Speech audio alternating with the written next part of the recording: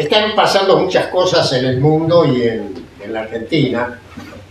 y es un momento realmente en el cual es preciso pensar sobre esos cambios, porque influyen de manera decisiva sobre la situación actual del país y sobre el futuro. Y entonces, jornadas como esta,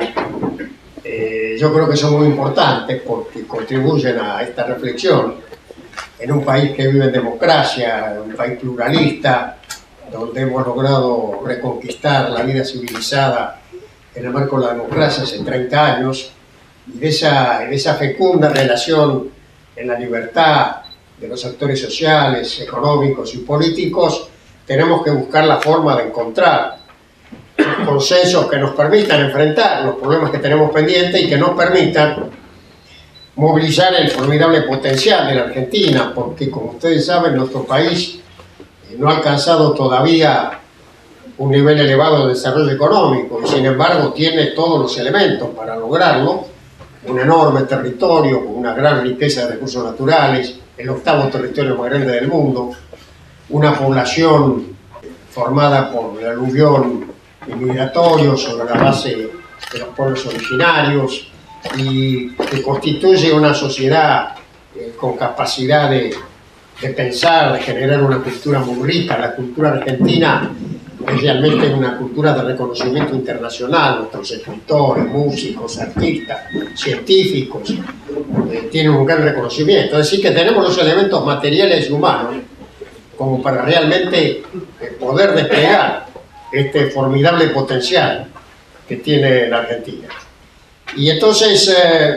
tal vez conviene empezar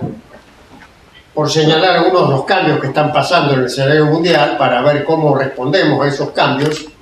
para poder realmente alcanzar estos objetivos de desarrollo nacional. Yo diría que, digamos, en la situación actual del orden mundial, tal vez hay dos acontecimientos muy marcados. Uno es la crisis de este fenómeno financiero que se instaló en la economía mundial allá en la década de 70, al final de la posguerra y de lo que se llamó el periodo dorado en Europa y en Estados Unidos, de un fuerte crecimiento. La dimensión financiera, la cantidad de dinero que empezó a circular en el mundo, el avance tecnológico que permitió esta comunicación en tiempo real de todos los mercados, generó lo que se llama la financiarización, un fenómeno en el cual las finanzas dejaron de ser la función que cumple, digamos, además de esta función básica, que es la de llevar ahorro de los lugares en que sobra, donde falta, para poder invertir, para poder comerciar, para poder hacer funcionar la economía. Este crecimiento del dinero en medida mucho mayor de lo que demanda la economía real terminó constituyendo un gran casino, en donde el negocio financiero es la especulación sobre papeles, títulos públicos, acciones de bolsa, tasas de interés, tipos de cambio. Y este fenómeno de la globalización financiera tuvo un desarrollo espectacular y provocó varios momentos de tensión en los últimos 20 o 30 años, pero la última crisis, la que empieza allá por 2007, 2008, con el problema de las hipotecas norteamericanas y después la caída de una gran agencia financiera. Esto, como todo el sistema está tan interconectado, donde los bancos están ligados entre sí y donde hay lo que se llama el sistema en la sombra, que son los agentes financieros que transan papeles de distinta naturaleza y que constituyen, vuelvo a insistir, un universo fenomenal. Esto terminó por desencadenar una crisis extraordinaria a partir, como les digo, de finales de la década pasada, que provocó una reacción de los países desarrollados para evitar que el sistema colapsara. Porque una de las características de este mundo moderno, donde hay desde luego una gran puja de intereses, es que los principales actores del sistema internacional, China, Estados Unidos, la Unión Europea, están tan ligados al sistema que están interesados en que la cosa no se venga abajo. Entonces entraron masivamente a sostener a los bancos, pero no lograron cambiar las ideas con las cuales se administra este sistema y que fueron esas ideas las que desencadenaron la crisis. Entonces el ajuste que se está produciendo en Europa y en otras partes es en torno de los mismos criterios y valores. ¿Y cuáles son los valores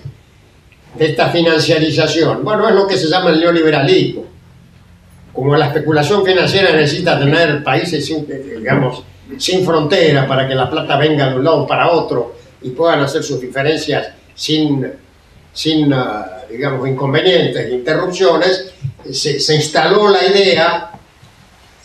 que es el fundamento del neoliberalismo, de que vivimos en un mundo global, en un mundo sin fronteras, que si realmente nos abrimos, todos nos abrimos incondicionalmente a estas corrientes financieras y a todos los movimientos económicos mundiales, que todos a todos nos va a ir muy bien. Y la verdad que esta idea no tiene nada que ver con lo que es la experiencia histórica. Los países se desarrollan, cada país se desarrolla en su propio espacio. No es difícil entender que para desarrollar la Argentina nosotros tenemos que fortalecer el Estado, promover la educación, lograr acuerdos entre nosotros para hacer las cosas que tenemos que hacer, impulsar la ciencia y la tecnología, ocuparnos de resolver los problemas puntuales que tenemos en la industria, en las provincias, en las regiones, y todo esto no se puede importar. Esto no viene de afuera. La historia demuestra que todos los países que hoy son países desarrollados son países que tuvieron capacidad en su propio espacio de desplegar su potencial, fortalecer la cohesión social entre todos los actores sociales, evitando fracturas que inevitablemente llevan al fracaso, porque cuando una sociedad está fracturada, las minorías que tienen el poder terminan asociándose a los agentes transnacionales en vez de ser parte de su propio pueblo como agentes líderes de la transformación. Entonces, el desarrollo requiere estos elementos de cohesión social, requiere de liderazgos que movilicen el talento, la capacidad, que retengan el dominio de los recursos fundamentales del país. Hace falta estabilidad institucional, porque una sociedad en transformación es una sociedad por definición conflictiva, y entonces el sistema político tiene que tener capacidad de trascender esos conflictos, manteniendo el orden social necesario. Y finalmente lo que hace falta también es poder observar el mundo desde las propias perspectivas, que está precisamente en la antípoda de lo que nos dice el neoliberalismo, que dice lo que acabo de recordar, que no hay fronteras, que hay que abrirse incondicionalmente y que todos vamos a ir muy bien si hacemos eso. Entonces, este planteo fracasó de manera estrepitosa y volvió a recordar cuáles son los factores fundamentales del desarrollo, que a mí me gusta llamar la densidad nacional, y que consiste en estos factores fundamentales: la cohesión social, la inclusión de la gente en el proceso de cambio, líderes que tengan, líderes políticos, económicos, sindicales, culturales, que defiendan el patrimonio común, que tengan una proyección al mundo a partir de lo propio, y desde luego la consolidación democrática y de las instituciones, y desde luego también esto que les decía de tener un pensamiento crítico. Así que este derrumbe del modelo neoliberal a escala mundial, nosotros lo vivimos 10 años antes, porque en nuestra experiencia histórica, después, digamos, de un largo proceso que se inicia en 1930 con el golpe de Estado del 6 de septiembre, que le pone punto final al viejo modelo agroexportador de una economía que crecía esencialmente sobre la base de sus exportaciones agropecuarias en un mundo que le compraba esos excedentes. El derrumbe de la economía mundial en 1930 nos demostró definitivamente que no alcanzaba con tener mucha tierra y mucha capacidad de producir cereales y carnes y demás, sino que teníamos que tener también industria. Teníamos que empezar a generar nuevas fuentes de empleo, a generar nuevos elementos que permitan incorporar la ciencia y la tecnología en el tejido social, porque cada vez más el conocimiento es el motor de la transformación social. Entonces, empezamos en la década del 30 ese proceso de transformación, desgraciadamente, en el mismo momento en que se rompen las instituciones con el golpe de Estado. Durante más de 50 años, hasta que hemos vuelto a la democracia en el 83, vivimos en una situación de inestabilidad institucional. Y en el 1976, con el golpe de ese año, el golpe militar, se produce una fractura en el proceso que había tenido lugar